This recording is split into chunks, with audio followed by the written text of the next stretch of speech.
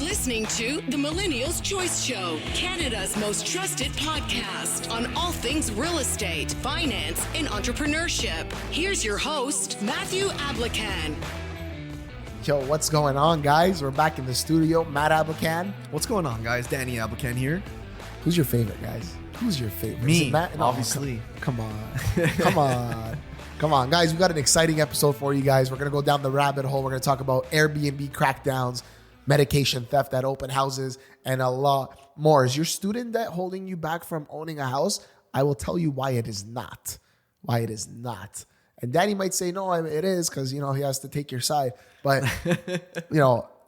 I got my opinion. He's got his. Before we jump into it, guys, if you're interested in investing in real estate, right now, Danny and I are working on a new construction project in Brantford, Ontario. Freehold townhome starting from $599, 10% deposit. So all you need is $60,000 spread out over 6 months to get into this project. Best part is no mortgage needed until late 2025, all the way through to 2026, depending on which block of townhouses you buy in. So this is a great opportunity for you as a first-time home buyer or investor to get into the market at today's price without having to worry about today's interest rates. I own one in the area. So does Danny. If you'd like more information, reach out to either one of us. No, for sure. Great opportunity, guys, to get in. And you know what? You don't want to live in Brantford? That's fine. You don't have to live there.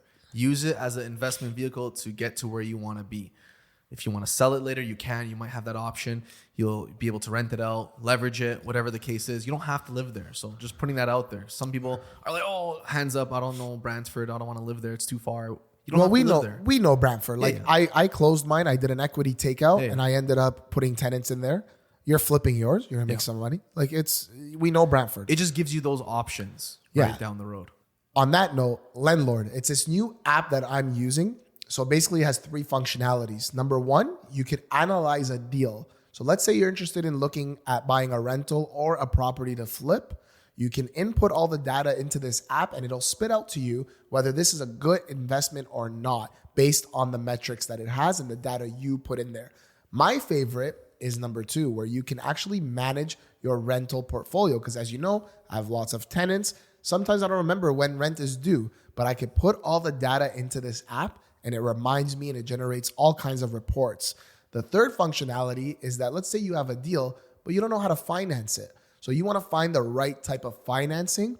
This will help you. Now it's free to use, free to download. They do have a premium side. If you want to sign up for the premium side using the promo code in the link in the description below, you will get 90 days of the premium, so 3 months for free. Download Landlord. Let me know what you think about it. Speaking of rentals, did you hear what the federal housing minister is talking about doing with cracking down with Airbnb? I did. Let me read. You want to read it first? Go for it. Yeah, let me read this article from CBC, the most reliable news media out there. Federal housing minister, this is the title of the article. Federal housing minister floats Airbnb crackdown to boost long-term rental supply.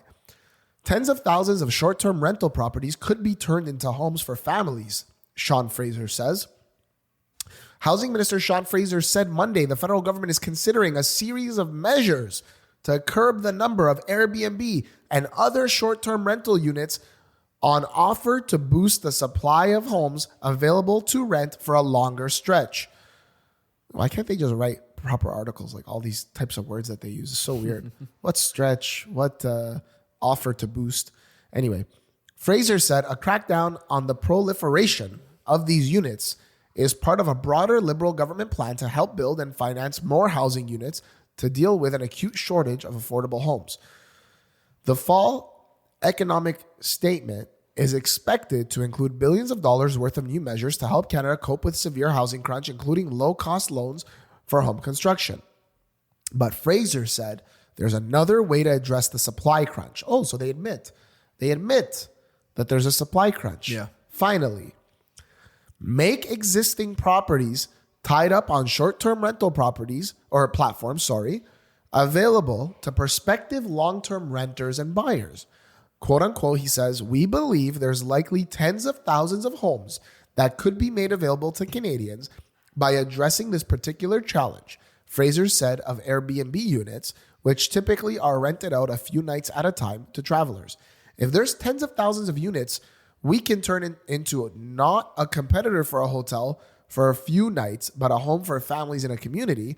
It's incumbent on us to do everything we can to use those properties for homes. Fraser said that Ottawa could use, this is how they get you, taxation powers to make owning an Airbnb less lucrative. Yes. To bring on new pockets of supply. The government's theory is that if it's less financially advantageous to put a property up for rent on a platform like Airbnb or VRBO, many owners will instead sell their units or rent them out for longer stretches to locals and newcomers. We'll leave it there. And what that pretty much means, like here I have it, like they're pretty much going to deny income tax deductions for people that own Airbnbs. So it's not going to be incentivizing for them to own Airbnbs, and as a result, they'll just convert them to long-term rentals. Is this a good thing? Is it a bad thing? Let's talk about it. Like, which way do you want to look at this? You want to look at it from the way of freedoms, like leave me alone, let me do what the hell I want with my property I worked hard to acquire, to achieve, to get. Yeah, it's a terrible thing for freedoms, I think, right? Personally. In terms of supply, I mean, I'm biased. I don't use Airbnb or VRBO or whatever other platforms exist. I'm a long-term renter kind of guy.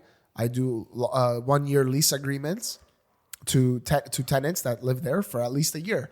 And a few of my tenants have lived there for 3 or 4 years. One tenant's going on for 5 years. So I'm a long-term tenant kind of guy. So like, it's not going to affect me in that sense. It could affect me in the sense there's more supply. But again, we have a supply issue. And I don't actually know. You can't just take what an article tells you. I don't know how many rental units are on Airbnb and VRBO. I don't know if it's in the tens of thousands. I don't know that. I haven't verified that. So I don't know if what he's saying is true. Yeah. We can't just take it at face value, that's for sure. Like, is this just an attack on landlords? Is it just one attack on the small landlord that owns 1 or 2 or 3 properties? Yeah. Because it doesn't seem like they're passing legislation to go after big landlords.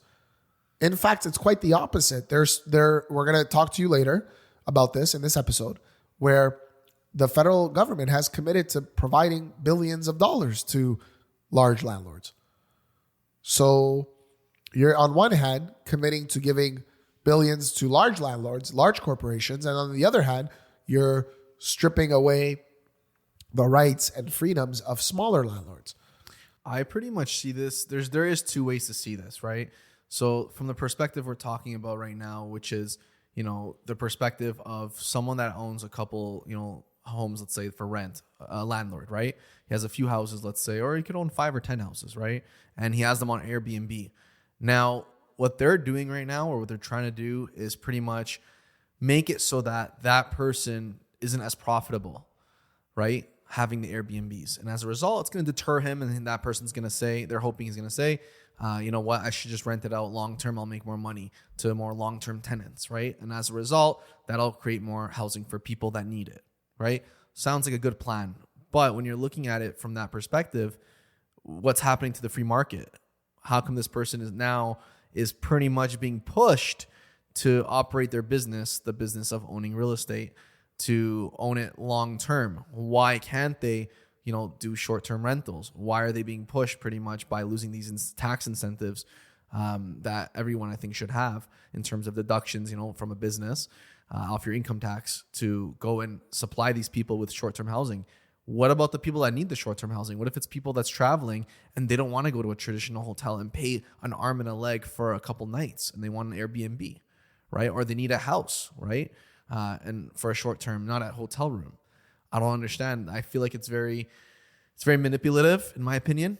And I feel like they can address the supply issue in better ways than not attacking, but, pretty much squeezing these landlords to having to, commit to long-term rentals and stop their short-term rental business. So let's just unpack one thing that he said. Yeah. He said here, so No, I want the exact thing that he said. Yes, right here. The government's theory is that if it's less financially advantageous to put a property up for rent on a platform like Airbnb or VRBO, many owners will instead sell their units or rent them out for longer stretches to locals and newcomers. So, first of all, there's no correlation to if you're not able to do Airbnb or it's not lucrative, then we're going to sell our property. Airbnb is a newer phenomenon, right? In the last 5 years? Recently, yeah. There's no correlation to that. If a landlord can't be on Airbnb, they're going to sell their property. Where do they get that from? Yeah. There's no correlation. They'll just, as they said here, or rent them out for longer stretches. Yeah. Fine. You create more rental supply, but where's the housing supply in terms of I want to be able to afford a home to purchase? Yeah. What if I don't want to This doesn't address that at all. This doesn't do anything for that, actually, in my opinion. I just found it interesting because I keep reading it. For those of you listening, we're looking at our laptop. We got articles, we got notes. Longer stretches to locals and newcomers. Yeah. So they're already telling us, obviously, immigration is going to be a huge part of this. But the problem is, you see, we just rented out to a home to a family where they're getting funding from the government. They have no credit history, no jobs. They're not even working yet because the government's hooking them up. And there's policies in place where you could come to the country now without actually demonstrating your financial capability. So I'm seeing this and part of me says, I don't care. And then the other part of me says, the policies that are in place here that they're trying to put in are right now on the onset look good, but it's creating this perfect storm. Who are the newcomers? Who are the newcomers you're bringing? Bring qualified newcomers. How many newcomers came and left in 2019? I think 39% of all immigrants that came to Canada left in 2019. That's crazy. It's almost half. Who are the newcomers? Who are going to be the renters of the future? Because if you keep attacking, if it starts from the small landlord and it works its way up eventually, well, man, I think they're pushing to own property. I think the government's going to be, and they're trying to be in control of it. Well, they already kind of started, wanting to own property through the home buyer incentive program, right? Where they get a piece of equity in your property to give you a little bit of money. And I really just feel like this is not going to help the supply issue. I think they need to target, creating more homes. And I'm not talking about freaking storage container homes, which we could talk about later. I'm talking about real homes that families can grow in, not a storage container or cage. I really think that, what's happening right now with the interest rates is hurting a lot of people in terms of being able to afford and purchase a home. And unfortunately, with what's happening right now, with the amount of people coming in and the supply being so low and demand being so high, even when the rates come down, I feel like first-time buyers, people that want to get in the market, are screwed. I think they're screwed because what happens when the rates come down? All these people are going to be coming into the market to buy. And what's that going to do for prices? Through the roof. Woo! Through the roof. Woo! And guess what? Can't wait. It's going to be one of those times again, just like 2022 Can't wait. and these past years. Yeah, guys, this house is so beautiful. Let's check it out. Oh, we love the house. We want to put an offer. Danny, sounds good. Guys, this is what, there's an offer night, and offer night comes. Guys, there's 40 offers on this one house. Are you serious? How many did you do like that? 40 off, bro. Every house was like that. It didn't make sense. And guys, people were overpaying for shit. It didn't make sense. It just didn't make, people were overpaying for stuff. It didn't make sense. I think it's only going to get worse, guys. I feel like it's only going to get worse with what's happening with housing unless these guys remove the red tape, start giving builders a reason to actually start building more homes and actually start, not taxing the hell out of them with these development charges that cities are getting every time a builder goes to build. We're not saying you get rid of the taxes and then the builder still charges the same price. No. They'll have like laws in place saying, okay, we're going to reduce this much tax, but at the same time, you can't, make that profit. We're trying to pass the savings to the homeowners, to people, so that they can actually afford places and not live in their, parents' basements until they're 40. That doesn't make sense to me, Guys, Airbnb crackdown. Let us know what you think about that. But let's just shift focus real quick. So on the other hand, Deputy Prime Minister announces $1.2 billion with a B to build over 2,600 new rental homes in Toronto. So today, the Honorable Chrystia Freeland, Deputy Prime Minister and Minister of Finance, and the Honorable Arif Vinani, Minister of Justice and Attorney General, announced the federal investment of $1.2 billion to build 2,644 rental homes across 7 new projects in Toronto, provided as a fully repayable loan with low interest through the Rental Construction Financing Initiative. And then they list here the addresses and how much money they're getting. Increasing the overall supply of rental housing is crucial to creating stronger and more vibrant communities that Canadians can feel proud to call home. With today's announcement, the Rental Construction Financing Initiative is on track to create more than 71,000 new rental housing units across Canada by 2027 to 2028. But who's going to own those homes, though, is what I want to know. Are they going to be government-owned homes? No. So first of all, if you guys want information on this rental construction financing initiative, we've actually financed builders I have with my commercial team for these programs from the federal government. So you guys want access to low loans, like low interest loans that are repayable, but like you can actually make the numbers work to build rental housing, because that was always the issue. Reach out to me. I'll be able to help you. If you're looking to finance 1 or 2 units, we're not the ones for you, but anyone who wants to finance like 20 units and up, that's who we are. So these are owned by actual like people, like companies, like corporations. Yeah. So they buy a piece of land instead of building condos or townhouses, they build apartments, they build rentals. That makes sense. That makes way more sense. I thought it was like government housing. The funds are coming from the government. Yeah. Yeah. So with that being said, is this a good thing? Is it a bad thing? Well, I mean, just remember where the government gets their money from.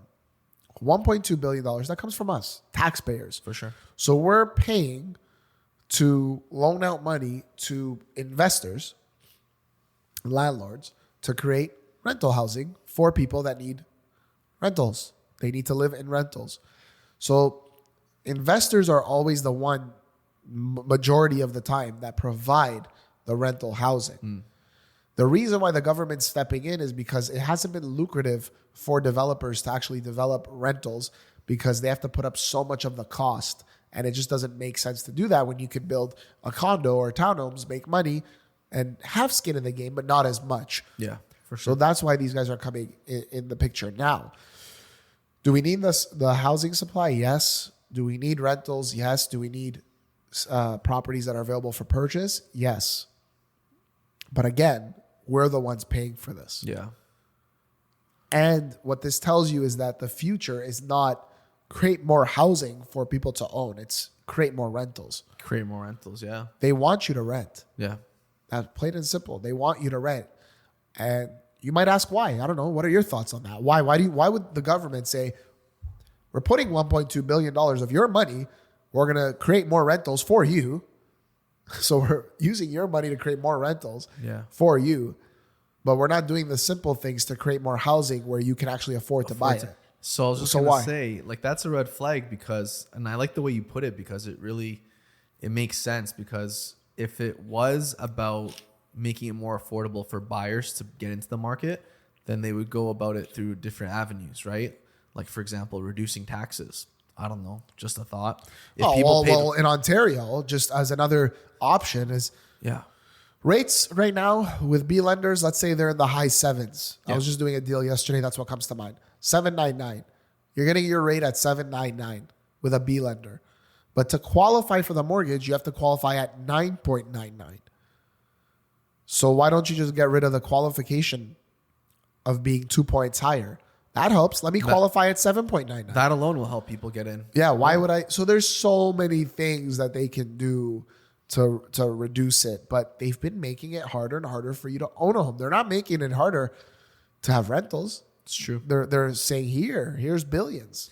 That, and also, like I said, man, if you want people to have more money for down payments, reduce taxes. Instead of having to give $1.2 billion to a developer or a builder to build rentals, don't tax people as much. They'll have more money available to themselves to save for a down payment for a house. I don't know, just a thought.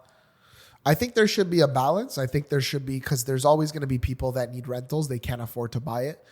As I said, not to knock on anyone in particular, but like a single parent, 2 dependents, 2 children, you know, they're barely making ends meet. Yeah. They're not thinking about maybe owning a home. They can't do it. There's no way for them to do it necessarily. It's extremely difficult. They need proper communities of rentals. They need that. Yeah, I believe in that. That's why I buy investment properties. And you think I was a renter. I was a tenant. Sarah and I were tenants for a while, even though we had properties, but we were tenants. So I'm not knocking on anyone. It's this. Some people want to rent. Some people have to rent. Some people prefer to rent. No problem. No discrimination. So we need rental communities. All I'm saying is that where's the action and the initiative to create housing people can afford to buy? That's the thing for me. That's the kicker. Is it because 90% of all millionaires are become millionaires through real estate and they know that and they don't want you necessarily to have financial freedom? Maybe. Are some people thinking that? Maybe. Yeah. I don't know. Is there just so much red tape in Canada that it's easier to do this than it is to make housing more affordable for people to purchase? Maybe. Yeah. Are they thinking long term that there's so many immigrants coming to this country that they won't be able to afford a place right away, or they're not allowed to buy right away? So we need to create rental housing first. That's the priority. Maybe. I don't know. I'm just thinking out loud. Yeah. That could be something. Definitely. Well, regardless of what happens with this, I think with the amount of immigrants coming in, we're going to need some sort of housing, whether it's rental housing, or, new homes people can purchase or condos people can purchase. I definitely think it is a step in the right direction. It does more good than bad, I think. This is good to see. People will have, more stable places to live, which is, what we need right now. Definitely. Yeah. I mean, in my opinion, at the end of the day, there's good and bad to both scenarios, but at least they're doing something with our money, with our tax dollars, to create more house. Like, it's crazy how they can lend our money. Yeah. Lend our money. Yeah, we'll collect and we'll lend and we'll do this and we'll do that. Like, I don't know. I don't want to go down that rabbit hole. And on that note, like talking about interest and lending money out, let's talk about student loans, and what's going on with, people that, pretty much have to go to, secondary, schooling, university, college, whatever, to get, a good paying job, right? Did you go to university? Did you go? I did. Because if you didn't go, I don't want to hear about this, eh? I graduated top of my class, 2016, York University. What do you mean top of your class? I don't know if I was top of my class. You were not top of your class, that's for sure. A lot of people right now, like students that are graduating that have this huge student loan on their hand, is it helping them get a job? Is it hurting their ability to qualify for a mortgage right now? We'll talk about it. Let's get into it. Listen, guys, I have the article in front of me. I just want to pull up one more thing. Here's the thing. We both went to university. All right, so I'm not going to find that right now. We both went to university. I've got 2 degrees, an honors in law, and my Bachelor of Education. I understand. I understand what it's like to have student debt. We didn't have rich parents to pay for it. We had to pay for it for ourselves. Working hard, whatever, pay for it. I took a chance. I invested in a pre-construction property. I didn't need a mortgage. Didn't need the down payment. I just needed 15 grand. Back then I was working 2 jobs. I could afford it. But I don't like when we are playing victim in every single area of our lives. I really hate that. Ooh, high rates. Ooh, student debt. Ooh, the government. Ooh, this. Ooh, that. The weather. It's raining today. I don't like it. I don't like playing victim. Enough of this victim crap. Like, I don't like it. Listen to this. Oria's latest poll, Ontario Real Estate Association, conducted by Abacus Data, confirms that student loan debt is the primary reason for delaying home ownership among young adults. The poll found that a quarter of post-secondary graduates are still engaged in debt repayment, and graduates with debt greater than only $5,000 agree that their debt makes it harder to save for a down payment. This situation is causing 42% of graduates to consider leaving Ontario for provinces with a lower cost of living and more affordable housing. Despite carrying debt, 75% of graduates have strong aspirations for home ownership. And then there's some bumbo jumbo that they talk about. But guys, student loan debt is the primary reason that you're delaying home ownership. Why'd you go to school? Why did you choose to go to university only to graduate with debt? Why did you party all those weekends? Why did you finance a car? Why did you blow it on bullshit? And then you're going to say, that's the reason why. What are you doing with your life now? 90% of you are living at home with your parents. How don't you have any time to save, or any money to save, I should say? Budget. Eat at home. Don't go get your Starbucks coffee. Don't go get food out all the time. Like, that's what pisses me off, though, because they give you this thing, this survey. We did this poll, and whatever this company is, we did this poll, and they told us, the guys that have the debt told us it's their primary reason. Why don't you put a camera on those people and follow them all day long and see how they live their lives? Do you work? Where's your money going? Exactly. And how long do you work? How much hours you put in, right? Because I don't know about you guys that are listening or watching this, but I can't even speak for Matthew. Matthew's even crazier than me. We work literally 7 days a week. And most of the time, it's 10 to 12-hour shifts. I work 8 days a week. Honestly, I work 8 days a week. We are working. But it's not about that. When I graduated, I had $40,000 of student debt. And you figured it out. And I figured it out. Without mom and dad's help. Without mom and dad's help. I can honestly say that. Yeah. Like, you guys have, like, you're talking about graduates with debt greater than only $5,000. I don't even know how they worded that. Agree that their debt makes it harder to save for down payment. I'm just going to give it to you straight. You have debt of $5,000 and you can't afford a down payment. You don't deserve to own a home. Plain and simple. You can't manage debt of $5,000. It's better we don't give you debt of $500,000 on a condo that you can't manage than, rather than doing that, you go live in a rental. You know what the problem is? The problem is there's a lot of people right now that are not financially literate. That's the issue. Matt, these guys don't know what to do with their money. Well, of course they're not financially literate. They don't let us go into the schools to teach them. We go into the schools. You know which teachers have been calling us into the schools, and we still go because of the kids. You know which teachers? The teachers that save the curriculum for mortgages to the end of the year in June. I'm exposing right now. And they reach out to us in June and say, can you come in these couple of weeks towards the end? I went there once, the school in Markham. The teacher that invited me was nowhere to be found. I didn't know what to do. I was like, how do I set this up? My presentation, my PowerPoint? She was nowhere to be found. She showed up at the end, shook my hand and left. And I'm like, is this even the teacher? I don't even know. Yeah, she didn't even care. They don't care. So for you guys to come and say, whoever took this data, shame on you, this poll, shame on you, that with student debt of greater than $5,000, like, you find it troublesome and difficult to save money for a down payment. How about you afford the $5,000 or the $10,000 or the $20,000? How about you show us that you can pay that off? How about you show us you do that? Maybe you don't go out for 6 months. You pay that off. That's all it takes. Like, you can figure it out. If it's 5, 10, 20,000, Come on. Buddy, I was talking to Maddie the other day. I said, listen. Hang on. You can figure this out. But if you can't figure this out, let me reiterate my point. You are not responsible enough. Just because you went to university and sat there in your track pants, your Roots track pants, because that's what I used to wear. You are not responsible enough to own a home.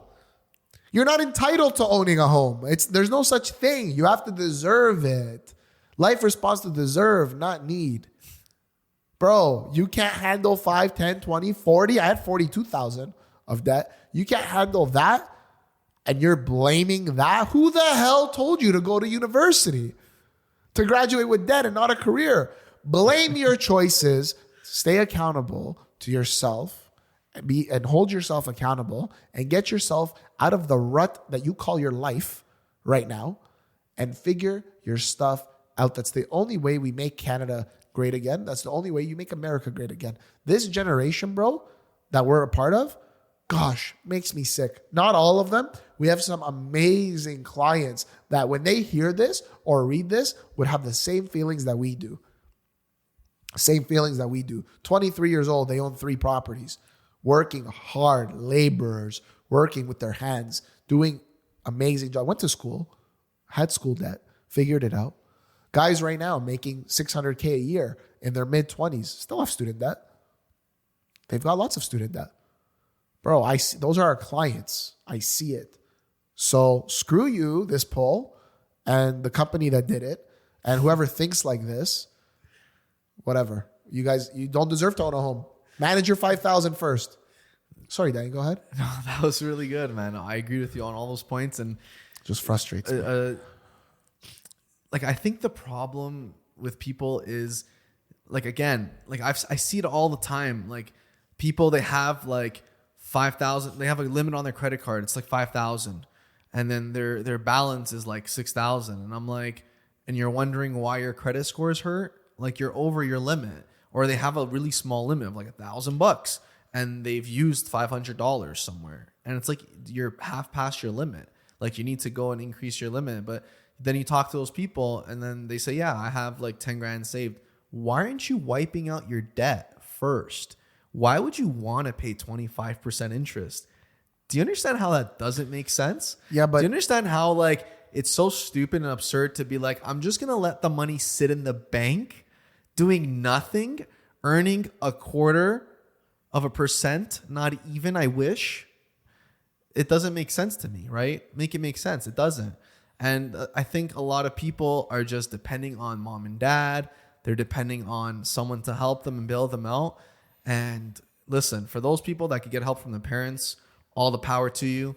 People have asked me that are buying, should I get a gift from my parents? I said, listen, if they're offering, accept it. Should I get a gift? Why would you? Should I get a gift? Why would you get the gift and use it? Get the gift. Bro, listen to me. I'm still going to give you guys a tip. You guys make me sick, but I'm going to give you a tip. I'm pissed off now. My voice is going. I'm pissed off. You who have 5,000 to 20, 30, 40,000 in student debt. If you have more than that, like what the hell are you doing your degree for? But anyways, any bit of debt. Go get the money from your parents if you can, if this is available to you. Pay off your school and then pay back your parents over time. Do that. At least clear up this so you're not paying massive interest. And if you're going to pay interest, why not pay it to your parents? Why would you? And pay I'm it to them? confused. Didn't the government just say we're no longer charging student loan interest or things like that? It's a portion. It's a portion because there's the Ontario and there's federal, right? I think it was the federal. So aspect, let's tax which is you. like not the majority of it. The majority is like the provincial. Let's tax loan. you. Let's tax you and give you interest on your education. Are you guys crazy? Yeah. Are you guys crazy? I hated school since day one. I went to school for one reason alone. My parents forced us. They ingrained it into us. But I got licensed at 19. I graduated when I was 23. Do you understand? I wasn't there. I was present, but I wasn't in university. You understand? I was sometimes physically present, but I wasn't present. My GPA was great. In my undergrad, it was all right, but my teacher's college, because I actually love that. But you guys chose to go to school. You didn't choose to go make money. You didn't choose to work. You didn't choose to do anything. You chose to go into school. And now you're complaining that that's the reason Why? I don't buy it. That's all I'm saying. I don't buy it. It's the victim mindset, man. And everybody, you know, that has that mindset is always going to think of an excuse and the reason why, you know, they're not where they are in life. But the ultimate factor is you're where you're at because of you and your own decisions, right? You chose to go to school. You chose to go do these things and to go into debt. At least have a plan. The people I respect are the people that have a plan, at least, you know, and they're not focused on partying and, you know, wasting money at Starbucks. Because realistically speaking, guys, I've seen it firsthand. Whenever people complain about they're in debt and blah, blah, blah, and we're trying to help them, they own a house and they're in debt. When we look at their bank statements, because we have to, for the banks request it, and we're reviewing it, all I see, skip the dishes, Uber Eats, McDonald's, Tim Hortons, all this kind of crap. I told Maddie, I said, if we're ever in a position, God forbid, I don't know, something's happening in the world and we're literally about to starve, I'm like, we're literally staying home. We're not going out.